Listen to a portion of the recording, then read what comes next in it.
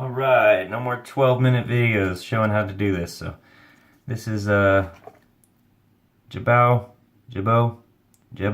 Wavemaker. You take this, see this part? It comes right off, you just pull it. See that? And just kind of like that, right? Take off the washers. Easy. This part, you twist it. Like that, see? Take this part, the center piece, it comes out. You just pull it, that's it. Then you take this piece, and you just pull it out. You can wash it all out. Pop it back in there.